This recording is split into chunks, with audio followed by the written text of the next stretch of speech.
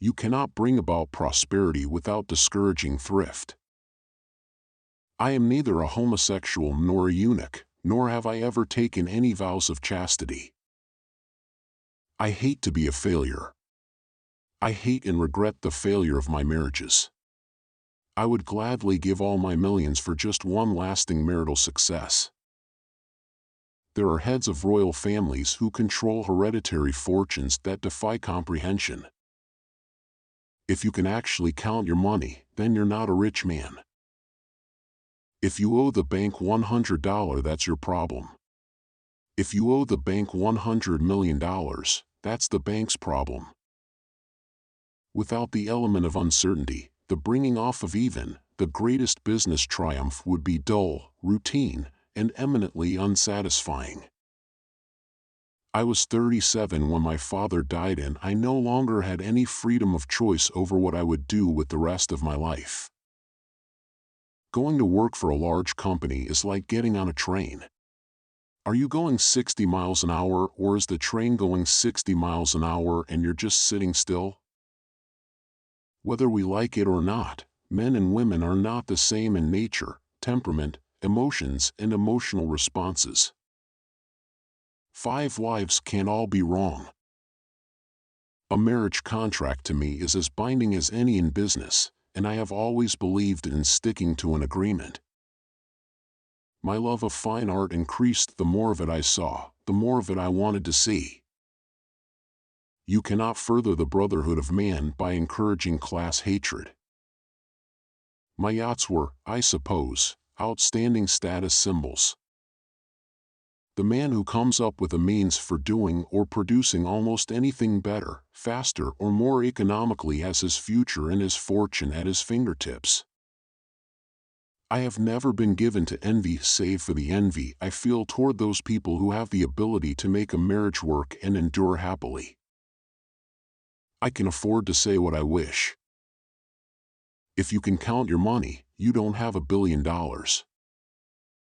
Formula for success: rise early, work hard, strike oil. I buy when other people are selling. My wealth is not a subject I relish discussing. Governments, of course, can and do soak the rich. The beauty one can find in art is one of the pitifully few real and lasting products of human endeavor. I vehemently deny that I was born a cynic and a pessimist. I am and have always been a Methodist. During the 1950s, Aristotle Onassis and I formed what grew to be a close friendship and association in several business ventures. To succeed in business, to reach the top, an individual must know all it is possible to know about that business. Rhetoric and dialectics can't change what I have learned from observation and experience. A hatred of failure has always been part of my nature. Nationalized industries are notorious for their inability to operate at a profit. Oil is like a wild animal. Whoever captures it has it. The meek shall inherit the earth, but not its mineral rights. My formula for success is rise early, work late, and strike oil. Money is like manure. You have to spread it around or it smells. What I learned at Oxford has been used to great advantage throughout my business career. The rich are not born skeptical or cynical. They are made that way by events, circumstances. Before marriage, many couples are very much like people rushing to catch an airplane. Once aboard, they turn into passengers. They just sit there. I take pride in the creation of my wealth, in its existence, and in the uses to which it has been and is being put. There are 100 men seeking security to one able man who is willing to risk his fortune.